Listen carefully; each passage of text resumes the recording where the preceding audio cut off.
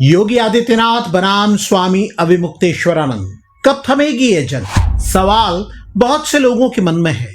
कुछ लोग इस टक्कर का मजा ले रहे हैं तो बहुत से लोग असहज महसूस कर रहे हैं।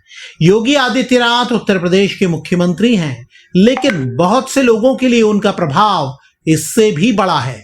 एक बड़ा वर्ग धर्मनिष्ठ सन्यासी के रूप में उनके प्रभाव को राज सत्ता के प्रभाव से कहीं आगे देखता है। वो गोरक्ष पीठाधीश्वर हैं। धर्म में श्रद्धा रखने वालों के लिए इस पीठ का प्रभाव अतुलनीय है। दूसरी तरफ स्वामी अविमुक्तेश्वरानंद सरस्वती हैं, ज्योतिष पीठ के शंकराचार्य। उनके शंकराचार्य होने पर कई लोग सवाल उठाते हैं, लेकिन उनमें श्रद्धा रखने वालों की भी कमी नहीं है। और जो लोग दोनों संतों के टकराव को लेकर बेचैनी सी महसूस कर रहे हैं, उनकी बड़ी दिक्कत यह है कि वो समझ नहीं पा रहे हैं कि किस पाले में खड़े हों।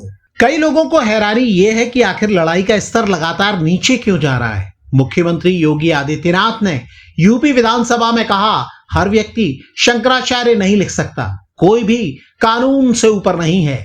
स्वामी अविमुक्तेश्वरानंद ने भी मुख्यमंत्री योगी आदित्यनाथ को लेकर काफी कुछ कहा है। उन्हें नकली हिंदू तक बता चुके हैं। कई लोगों को लग रहा है कि बस बहुत हो चुका, अब ये मामला थम जाना चाहिए। क्या ये विवाद ठंडा पड़ सकता है?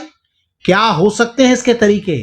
इस पर गौर करने के पहले आपको बताते हैं कि अब तक इस मामले में क्या क्या हुआ है। सबसे पहले जान लीजिए कि विवाद की शुरुआत कब हुई। प्रयागराज के माघ मेले में 18 जनवरी को स्वामी अविमुक्तेश्वरानंद पालकी में सवार होकर संगम स्नान के लिए जा रहे थे। पुलिस ने उन्हें रोका और कहा कि भीड़ के प्रबंधन के कारण पालकी ले जाने की अनुमति नहीं है, उन्हें पैदल ही जाना होगा। यहीं से बात बिगड़ गई, धक्का मुक्की हुई, समर्थकों को हिरासत में लिया गया और आरोप लगा कि इस खींचतान में शंकराचार्य की पालकी का छत्र टूट गया। स्वामी अविमुक्तेश्वरानंद की प्रतिक्रिया क्या थी, यह भी जान लीजिए। पुलिस प्रशासन की कार्रवाई को स्वामी अविमुक्तेश्वरानंद ने सिर्फ अपना ही नहीं बल्कि पूरी सन्यासी परंपरा का अपमान बताया। उन्होंने आरोप लगाया कि सरकार के इशारे पर पुलिस ने संतों और बटुकों को पीटा। वो धरने पर बैठ गए और संगम स्नान किए बिना ही वापस लौट आए। स्वामी अविमुक्तेश्वरानंद ने आरोप लगाया कि जब महाकुंभ में भगदड़ मची थी तब उन्होंने सरकार को जिम्मेदार ठहराया था और अब मुख्यमंत्री अधिकारियों के जरिए उनसे बदला ले रहे हैं। अब ये जान लीजिए कि सीएम योगी आदित्यनाथ का जवाब क्या था। मुख्यमंत्री योगी आदित्यनाथ ने पहली बार इस मुद्दे पर सोनीपत के एक कार्यक्रम में इशारों में बात की थी। उन्होंने स्वामी अविमुक्तेश्वरानंद का नाम लिए बिना कालनेमी का जिक्र किया था। कालनेमी वो राक्षस था जिसने संजीवनी बूटी लाने जा रहे हनुमान जी को रोकने के लिए साधु का वेश रखा था। अब उन्होंने विधानसभा में भी तीखा प्रहार किया। योगी आदित्यनाथ ने कहा, कानून सबके लिए बराबर है, चाहे वो मैं ही क्यों ना हूं। एक बार फिर बिना किसी का नाम लिए उन्होंने कहा कि माघ मेले में जानबूझकर रास्ता ब्लॉक करने की कोशिश की गई, जो किसी जिम्मेदार व्यक्ति का काम नहीं है। योगी आदित्यनाथ ने परंपरा का हवाला देते हुए कहा कि आदि शंकराचार्य ने 4 पीठें बनाई थी और उनके नियम तय किए थे। हर व्यक्ति खुद को शंकराचार्य लिखकर माहौल खराब नहीं कर सकता। अब यह जान लीजिए कि स्वामी अविमुक्तेश्वरानंद के वो कौन से बयान हैं जिन पर आपत्ति जाहिर की गई।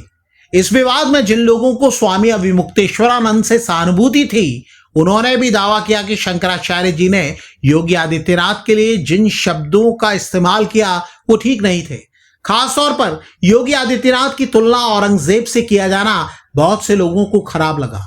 इस पर आपत्ति भी की गई, लेकिन स्वामी अविमुक्तेश्वरानंद अपने रुख पर टिके रहे और आरोप लगाया कि योगी आदित्यनाथ नकली हिंदू हैं और उन्हें असली हिंदू होने का प्रमाण देने की चुनौती दी।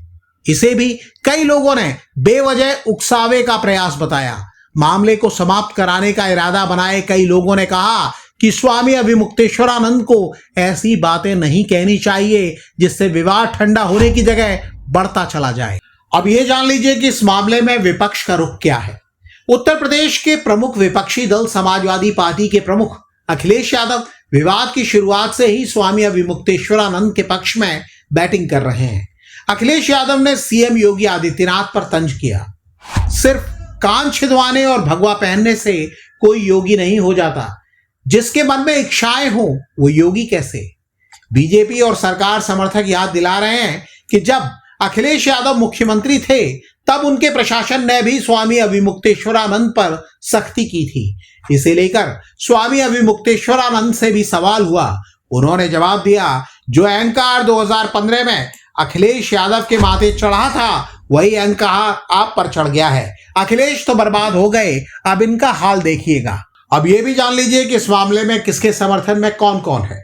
इस विवाद में संत और राजनीति के दिग्गज दो धड़ों में बंट गए हैं। स्वामी अविमुक्तेश्वरानंद के साथ विपक्ष के अलावा कुछ अन्य शंकराचार्य और संत समाज का एक वर्ग है। वहीं योगी आदित्यनाथ के समर्थन में जगतगुरु रामभद्राचार्य जैसे संत और बीजेपी और हिंदूवादी संगठन हैं। रामभद्राचार्य ने तो यहां तक कहा कि शास्त्र सम्मत तरीके से कुछ पदों की गरिमा होती है और उसका उल्लंघन नहीं होना चाहिए। हालांकि योगी आदित्यनाथ सरकार में डिप्टी सीएम केशव प्रसाद मौर्य शंकराचार्य अविमुक्तेश्वरानंद से विवाद समाप्त करने की प्रार्थना कर चुके हैं। कई लोग इसे डिप्टी सीएम और सीएम के बीच जारी मुकाबले से जोड़कर देख रहे हैं। विवाद से किसे फायदा और किसे नुकसान, ये भी लोग तोल रहे हैं। कई जानकार इसे अहम की लड़ाई के रूप में देख रहे हैं और दावा कर रहे हैं कि कम हो या ज्यादा, लेकिन नुकसान दोनों पक्षों को हो रहा है। खासकर उनकी छवि को जरूर चोट पहुंच रही है। जानकारों की राय में दो बड़े संतों की तकरार से सनातन समर्थकों के बीच में भ्रम पैदा होता है। योगी आदित्यनाथ की छवि हिंदू हृदय सम्राट की है, वहीं शंकराचार्य के पद को सर्वोच्च मानते हुए उनके प्रति आस्था रखने वालों की भी कमी नहीं है। जानकार दावा करते हैं कि इनके आमने सामने होने पर सीधा फायदा उन ताकतों को मिलता है जो चाहते हैं कि आस्था की ताकत कमजोर हो। और सबसे बड़ा सवाल, क्या ये विवाद समाप्त हो सकता है? कई लोग मानते हैं कि ये विवाद जितना लंबा खींचेगा नुकसान की संभावना उतनी ज्यादा होगी। वो मानते हैं कि ये विवाद जल्दी से जल्दी समाप्त होना चाहिए, लेकिन क्या ऐसा संभव है? राजनीति के जानकार दावा करते हैं कि उत्तर प्रदेश में अगले साल यानी 2027 में विधानसभा चुनाव हैं। जिन्हें इस विवाद से राजनीतिक फायदे की संभावना दिख रही है, वो चाहेंगे कि ये विवाद खिंचता रहे और चुनाव के करीब तक तल्खी बनी रहे। जानकारों की राय है कि भले ही शंकराचार्य अविमुक्तेश्वरानंद पर सरकार और प्रशासन और उनके समर्थकों की ओर से कितने भी आरोप लगाए जा रहे हों, लेकिन एक वर्ग की सहानुभूति उनके साथ है। मीडिया भी उनके हर बयान को प्रमुखता से जगह दे रहा है और वो योगी आदित्यनाथ सरकार के विरोधियों की परोक्ष मदद ही कर रहे हैं। ऐसे में कम हो या ज्यादा नुकसान बीजेपी को ही हो रहा है। राजनीति के जानकार दावा करते हैं कि इस प्रकरण से नाराज होकर अगर ब्राह्मण समाज या सन्यासी वर्ग का एक छोटा हिस्सा भी छिटकता है तो इसका सीधा असर बीजेपी के चुनावी गणित पर हो सकता है। जानकार दावा करते हैं कि विपक्ष भी इसी ताक में है कि वो मुख्यमंत्री की कठोर प्रशासक वाली छवि को संत विरोधी छवि में तब्दील कर दे। कई लोग एक और बात पर हैरानी जाहिर कर रहे हैं कि अब तक कोई बड़ा चेहरा इस विवाद के समाधान के लिए आगे क्यों नहीं आया। बीजेपी के बड़े नेता इस मुद्दे पर चुप्पी क्यों साधे हुए हैं? क्या कोई इस मामले में बीच का रास्ता नहीं निकाल सकता? जानकार कहते हैं कि सनातन धर्म में शास्त्रार्थ की परंपरा रही है, लेकिन यहाँ तर्क से ज्यादा व्यक्तिगत हमले हो रहे हैं। फिलहाल कोई भी पक्ष झुकने या पीछे हटने को तैयार नहीं दिख रहा है। ऐसे में ये विवाद कहां तक जाएगा अभी ये कहना मुश्किल लग रहा है। बहुत से लोग अब भी यही तोलने में लगे हैं कि मुख्यमंत्री योगी आदित्यनाथ का स्टैंड सही है या शंकराचार्य अविमुक्तेश्वरानंद की नाराजगी सही है। आपको क्या लगता है? कमेंट करके हमें बताइएगा जरूर।